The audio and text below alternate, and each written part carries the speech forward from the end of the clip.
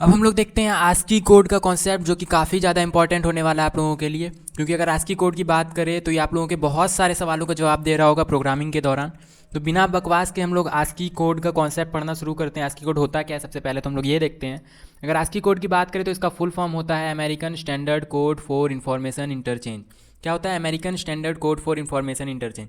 अब ये क्या होता है, इसका डिफिनेशन देखा जाए तो आप लोग यहाँ पे डिफिनेशन पढ़ो इसका। मैं आप लोगों को बहुत आसान लैंग्वेज में समझाने वाला हूँ, आप लोगों को डेफिनेशन पढ़ने तक की ज़रूरत नहीं पड़ेगी। हालांकि मैंने आप लोगों के लिए यहाँ लिख दिया, आप लोग पढ़ सकते हो, नोट्स बना सकते हो अगर बनाना है तो। और एक्चुअली में यहाँ पे आप लोगों को डिस्क्रिप्शन में नोट्स मिल जाएगा, ठीक है, तो आप लोग चेकआउट कर सकते हो। तो मैं आप लोगों को बताता हूँ आस्की कोड एक्चुअली में होता क्या है, और जो हम लोगों को यहाँ प्रोग्राम बनाना है mainly to print the ASCII value of a character, इसका मैं सबसे पहले मतलब समझा दूँ। हम लोग एक कैरेक्टर को इनपुट करा रहे होंगे, एक कैरेक्टर यूज़र इनपुट कर रहा होगा, और उसका हम लोग एक आस्की कोड दे रहे होंगे, ठीक है। और उससे पहले हम लोग समझते हैं आस्की कोड होता क्या है, तभी आप लोगों को ये प्रोग्राम भी समझ में आएगा। तो जैसा कि आप लोगों ने फुल फॉर्म देखा, ठीक है, American standard code for information interchange. तो इसके हम लोग बात करते हैं ये होता क्या है, क्यों इसका ऐसा नाम है, ठीक है। आप लोगों ने डिफरेंट डिफरेंट लैंग्वेजेस पढ़ा होगा, ठीक है। कौन कौन से लैंग्वेजेस होते हैं? इंग्लिश आप लोगों ने देखा होगा, इंग्लिश होता है, ठीक है। हिंदी होता है, तमिल होता है, फ्रेंच होता है, बहुत सारे लैंग्वेज होते हैं, तमिल होता है, फ्रेंच होता है, बंगाली होता है, ठीक है। तो ये डिफरेंट डिफरेंट लैंग्वेजेस आप लोगों ने देखे होंगे। तो क्या आप लोगों को हर लैंग्वेज आता है? ठीक है, आप लोगों को हर लैंग्वेज तो, बहुत लोगों को काफ़ी सारे लैंग्वेजेस आते हैं, लेकिन मैं एक एवरेज पीपल की बात कर रहा हूँ। तो क्या उसको हर लैंग्वेज आ रहा होता है? उसको कोई एक लैंग्वेज आ रहा होता है जो उसकी मातृभाषा है, जो उसको बोल पा रहा है, ठीक है, जहाँ वो बड़ा हुआ है, जहाँ उसकी जो भाषा है उस जगह की, वो उस भाषा को बोल पा रहा होता है। जैसे अगर हम अपनी बात करें तो हम लोग मोस्ट ऑफ लोग हिंदी बोल पा रहे होते हैं, ठीक है, कुछ लोग तमिल बोल रहे होते हैं, फ्रेंच बोल रहे होते हैं, बंगाली बोल रहे होते हैं, लेकिन जो सब में कॉमन लैंग्वेज होता है वो होता है इंग्लिश, ठीक है। अगर आप लोगों को यहाँ से अमेरिका जाना है, ठीक है, या फिर अमेरिका के कोई लोग यहाँ आ रहे होंगे, तो एक कॉमन लैंग्वेज क्या होगा? इंग्लिश होगा। हालांकि अमेरिका की तो भाषा ही इंग्लिश है, ठीक है। अगर दूसरे जगह की बात करें, जैसे चाइना हो गया या जो भी हो गया, तो एक कॉमन लैंग्वेज होता है इंग्लिश, जिससे कि हम लोग किसी से भी बात कर पा रहे होते हैं, ठीक है।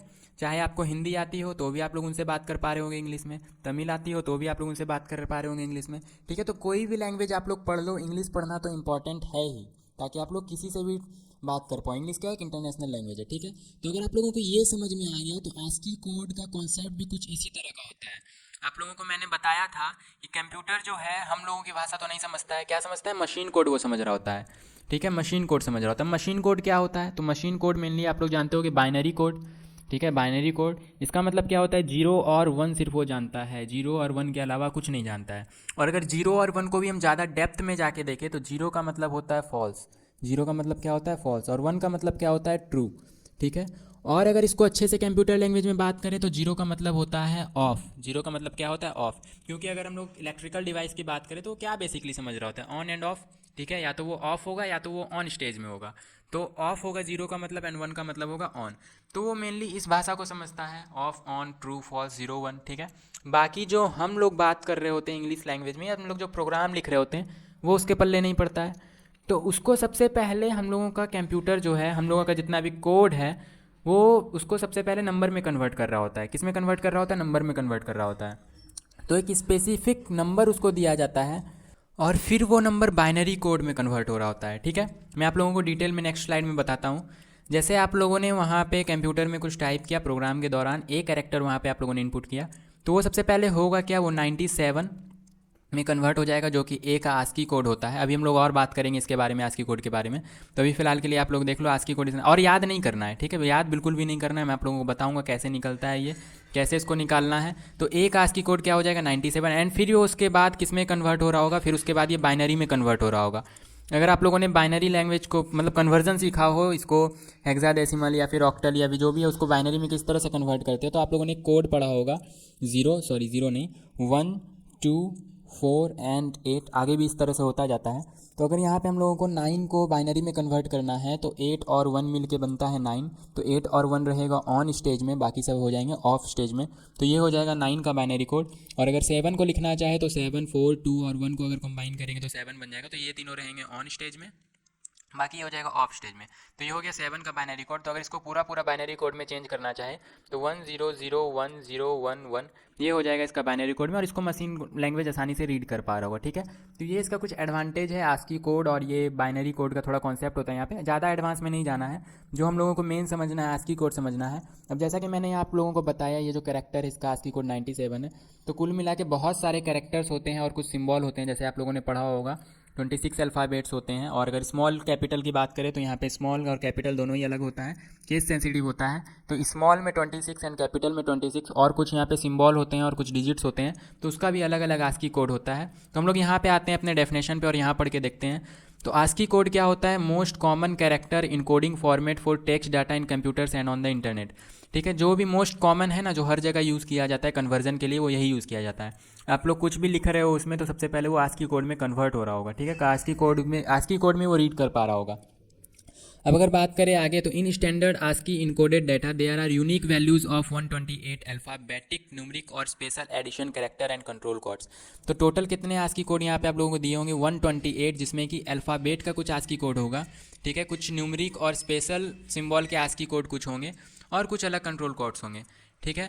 तो अब आप लोगों को याद तो कुछ भी नहीं करना है, मैं फ़िलहाल आप लोगों को यहाँ पे गूगल में जाके आप लोगों को दिखाता हूँ आप लोग कैसे सर्च कर सकते हो उसको।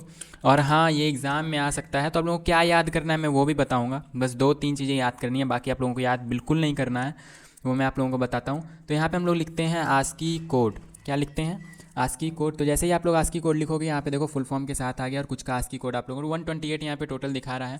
ASCII is a 7 bit character. हाँ, अब यहाँ पे 2 कॉन्सेप्ट आता है, आस्की 7 बिट वाला और आस्की 8 बिट वाला। तो उसमें हम लोग अभी नहीं जा रहे हैं, वो हम लोग अपने थ्योरी वाले कॉन्सेप्ट प्लेलिस्ट में कवर कर रहे होंगे, ठीक है। तो आस्की 7 बिट, आस्की 8 बिट आता है। 7 में मेनली 7 बिट कैरेक्टर होते हैं और 8 में 8 बिट कैरेक्टर होते हैं, और यहाँ पर 128 कैरेक्टर से फिलहाल आप लोगों को याद में रखना है। तो मैं यहाँ इमेजेस में जाता हूँ और देखता हूँ आस्की कोड किस किस के कौन कौन से आस्की कोड होते हैं। तो आप लोग यहाँ पे देखो बहुत सारे आस्की कोड आप लोगों को मिल रहे होंगे, ठीक है। यहाँ आप लोग ध्यान से देखो, तो शायद अगर आप लोगों को ये विजिबल ना हो क्योंकि ये थोड़ा क्वालिटी इसकी लो है, तो मैं यहाँ पे आप लोगों को आके दिखाता हूँ। यहाँ पे आप लोग देखो, अगर समझ में आ रहा हो आप लोगों को तो, या मैं कोई अच्छा यहाँ पे पिक्चर ढूंढ लेता हूँ। ये वाला देखो, ये शायद ये काफ़ी क्लियर है, तो मैं इस पर क्लिक करता हूँ, और सॉरी मैं इसको बैक करता हूँ थोड़ा और इस पर क्लिक करता हूँ। तो इसको ओपन होने देते हैं। तो ये देखो यहाँ पे ओपन हो गया है। तो अगर आप लोग देखो तो यहाँ पे आस्की कोड आप लोगों को दिख रहा होगा, जैसे यहाँ पे कैपिटल ए का दिख रहा होगा आप लोगों को 65। मैं थोड़ा यहाँ पे जूम कर दूँ इसको, ठीक है। तो यहाँ पे आप लोग देखो ये क्या हो रहा है। हाँ, तो अगर आप लोग यहाँ पे देखो, कैपिटल ए का 65 है, बी का 66 है, सी का 67, और जैसा कि मैंने स्मॉल ए का बताया 97, यहाँ पे आप लोग देख सकते हो 97 है।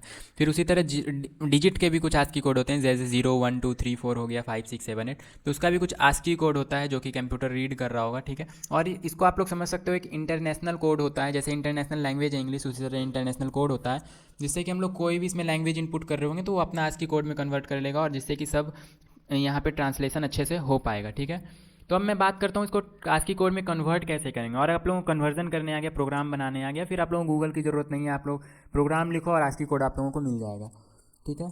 तो आस्की कोड आप लोगों को समझ में आ गया होगा, बेसिकली थोड़ा आइडिया मिल गया होगा आस्की कोड का होता क्या है। हम लोग VS कोड पे चलते हैं, प्रोग्राम बनाते हैं, तो आप लोगों को प्रॉपर आइडिया हो जाएगा एंड पूरी तरह से ये क्लियर हो जाएगा कि आस्की कोड होता क्या है।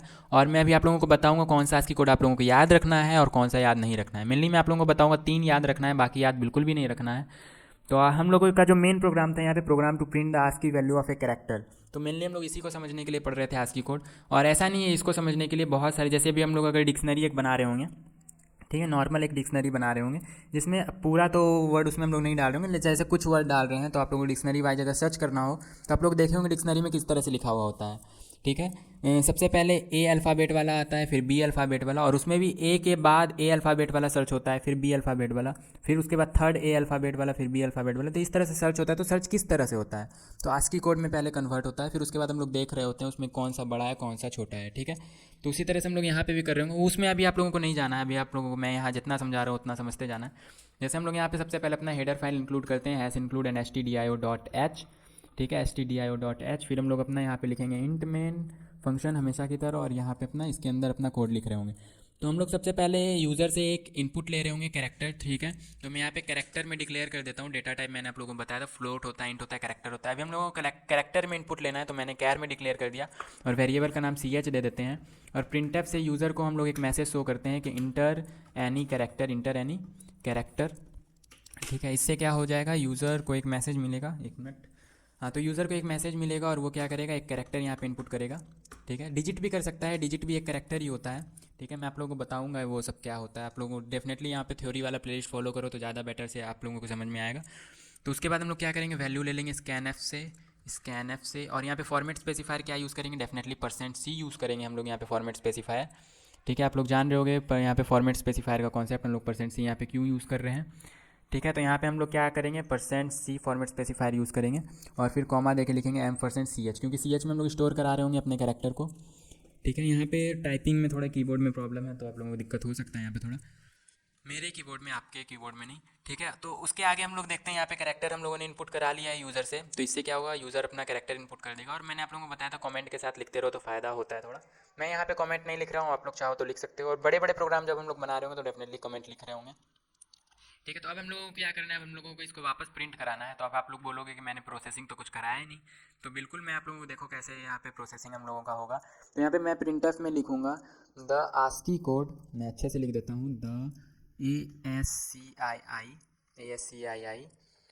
Code for %c। अब मैं ऐसा क्यों लिख रहा हूँ आप लोगों को अभी समझ में आ जाएगा जब मैं इसको रन कराऊंगा। Is equal to %d and मैं यहाँ पे लिखूँगा 2 बार ch, तो डेफिनेटली आप लोगों को समझ में आ गया होगा। पहले वाले ch से क्या होगा, पहले वाले ch से %c के जगह पे कैरेक्टर आ जाएगा और दूसरे वाले ch से %d के जगह पे उसका इंटीजर वैल्यू आ जाएगा, ठीक है। हम लोग अभी इसको रन करा के देखते हैं और समझते हैं, आप लोगों को बेटर तरीके से समझ में आएगा। तो रन कराने के लिए क्या करते हैं, कंट्रोल शिफ्ट एंड बैकक्यूट, मैंने हर प्रोग्राम में आप लोगों को बताया है। बैकक्यूट क्या होता है, आप लोग यहाँ पे भी जाके टर्मिनल पे रन करा सकते हो, न्यू टर्मिनल। और बैकक्यूट ऐसा सिंबल होता है जो स्केप की के जस्ट नीचे होता है, तो आप लोग इससे रन करा लो। एंड फिर हम लोग यहाँ पे क्या लिखेंगे, GCC एंड प्रोग्राम का नाम, प्रोग्राम कैपिटल है तो कैपिटल, स्मॉल है तो इसमें आप लोगों को ध्यान रखना है क्योंकि ये केस सेंसिटिव होता है। फिर उसके बाद हम लोग लिखेंगे ./a.exe। अगर आप लोग विंडो यूज़र हो तो, मैक यूज़र हो तो लिखना है ./a.out, लाइनक्स के लिए भी आउट ही लिखना होता है, ठीक है। तो मैं क्योंकि विंडो यूज़र हूँ तो लिखूँगा ./a.exe और फिर इंटर करेंगे। इंटर करने के बाद यहाँ पे इंटर एनी कैरेक्टर, तो आप लोगों को कोई भी कैरेक्टर इंटर कर देना, डेफिनेटली आप लोग नंबर भी इंटर कर सकते हो, लेकिन वो एज अ कैरेक्टर ही स्टोर होगा क्योंकि हम लोगों ने %c यूज़ किया है स्कैनएफ में, ठीक है। तो आप लोग कोई भी इनपुट करो, जैसे मैंने ए कर देता हूँ, तो ए का मैंने बताया था आस्की कोड 97 होता है, तो देखो यहाँ पे डेफिनेटली 97 आ रहा होगा। देखो the ASCII code for A is equal to 97, जैसा कि मैंने बताया यहाँ पे पहला वाला जो %c है उसके जगह पे ch आ जाएगा, मतलब कैरेक्टर आ जाएगा। और %d क्या करेगा, %d उसका इंटीजर वैल्यू रिटर्न कर रहा होगा, जो कि जिसको कि हम लोग आस्की कोड बोलेंगे, ठीक है। एक बार और रन करते हैं और हम लोग कैपिटल ए का वैल्यू देखते हैं, कैपिटल ए का क्या होता है। तो कैपिटल ए का देखो 65 आ रहा है, जो कि बिल्कुल करेक्ट है। फिर देखते हैं हम लोग जीरो का क्या होता है, मतलब डिजिट का क्या होता है आस्की कोड। डिजिट का भी डेफिनेटली आस्की कोड होता है, सिंबल का भी आस्की कोड होता है। हम लोग एक डिजिट इनपुट करते हैं जो कि है जीरो इनपुट करके देखते हैं। तो इसका आस्की कोड एक्चुअली 48 होता है, देखो आप लोग यहाँ 48 आ रहा होगा, तो 48 आ रहा होगा, ठीक है। तो फिर एक बार और रन कराते हैं और मैं कुछ सिंबल भी आप लोगों को प्रिंट करा के दिखा दूँ। जैसे हम लोग सिंबल यहाँ पे कैरेट डालते हैं तो कैरेट का कुछ आस्की कोड होता है, इंटर करते हैं तो कैरेट का आस्की कोड होता है 94, ठीक है। फिर और एक मैं दिखाता हूँ @ का आस्की कोड होता है 64। तो इस तरह से आप लोग आस्की कोड यहाँ पे प्रिंट करा सकते हो। अब मैं बताता हूँ इंपॉर्टेंट कौन कौन से आस्की कोड हैं। तो इंपॉर्टेंट जो है आप लोगों को यहाँ पे स्मॉल ए याद रखना है, ठीक है। और सीक्वेंस में होता है आस्की कोड, ऐसा नहीं स्मॉल ए का अलग है, स्मॉल बी का बहुत ज़्यादा बाद में होगा, सीक्वेंस में होता है। और सीक्वेंस में कैसे होता है मैं अभी आप लोगों को बताता हूँ। तो स्मॉल ए का आप लोग याद रखो 97 होता है आस्की कोड। फिर उसके बाद एक कैपिटल ए का आप लोग याद रखो 65 होता है। फिर उसके बाद एक जीरो का याद रखो, मेनली एग्जाम में या प्लेसमेंट में ये पूछे जाते हैं, इससे ज़्यादा आप लोगों को नहीं पूछा जाएगा, ठीक है। तो ये याद रखो, बाकी पूछा जाता है तो आप लोग आसानी से निकाल सकते हो। और देखना हम लोग यही 3 यूज़ करेंगे, इससे ज़्यादा कुछ यूज़ नहीं करेंगे। जितने भी प्रोग्राम बनाएंगे आप लोगों को मैं इसी से सारे प्रोग्राम बना के दिखाऊंगा। हम लोगों को जितने भी आस्की कोड से रिलेटेड प्रोग्राम कर रहे होंगे इस पे बेस्ड सारे प्रोग्राम हो जाएंगे, ठीक है। तो मैंने अभी क्या क्या बताया, मैंने बताया कैपिटल ए का आस्की कोड क्या होता है 65 एंड स्मॉल ए का आस्की कोड क्या होता है 97 एंड डिजिट की बात करें तो जीरो का आस्की कोड होता है 48।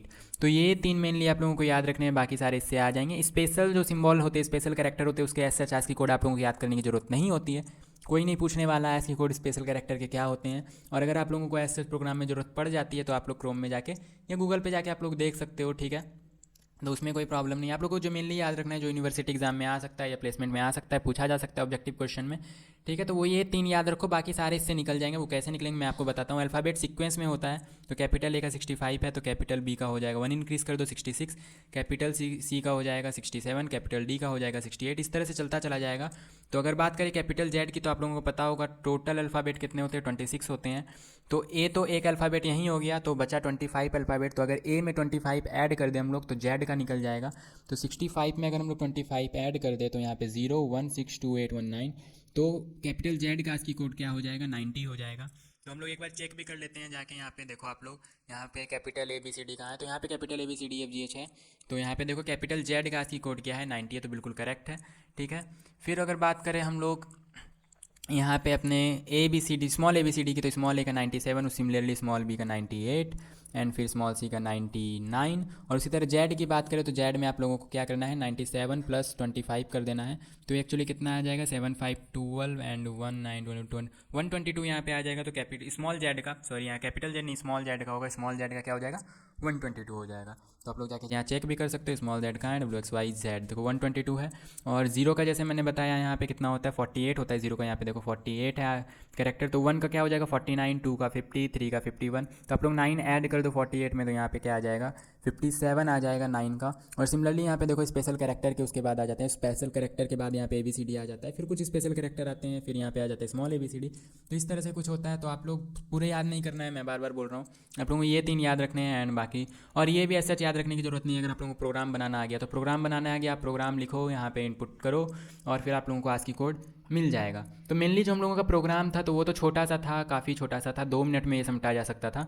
लेकिन मैंने आप लोगों को ASCII कोड का कॉन्सेप्ट अच्छे से बता दिया ताकि आप लोगों को कोई दिक्कत ना हो। हालांकि मैं इसको थ्योरी वाले पार्ट सेक्शन में भी डिस्कस करूँगा, ठीक है, एंड मैंने करा भी है, और थोड़ा इसको थ्योरी वाले पार्ट में हम लोग एक्सप्लोर करेंगे। तो आप लोग दोनों प्लेलिस्ट को फॉलो करो। एक तो प्रोग्राम वाला प्लेलिस्ट जो है 300 प्लस प्रोग्राम जिसमें हम लोग डिस्कस कर रहे हैं, और एक प्लेलिस्ट है जिसमें कि हम लोग सिर्फ थ्योरी और छोटे मोटे क्वेश्चंस डिस्कस कर रहे होंगे। तो आप लोगों का सी प्रोग्राम का कॉन्सेप्ट तो काफ़ी तगड़ा हो जाएगा। एंड आप लोग ये याद रखना कि क्वेश्चन सब में सेम होते हैं, सारे प्रोग्रामिंग लैंग्वेज में कॉन्सेप्ट सब में सेम होता है, बस कोड करने का तरीका हो अलग होता है। तो आप लोग भटकने के बजाय डिफरेंट डिफरेंट प्रोग्रामिंग लैंग्वेज में जाने के बजाय कोई एक को पकड़ो और अच्छे से मास्टर कर लो। फिर आप लोगों को कोई भी प्रोग्रामिंग लैंग्वेज दे दिया जाए तो आप लोग बस कोड समझ के उसको टाइप कर सकते हो, ठीक है। तो मिलते हैं अब अपने अगले प्रोग्राम में, तब तक के लिए आप लोग पढ़ते रहो।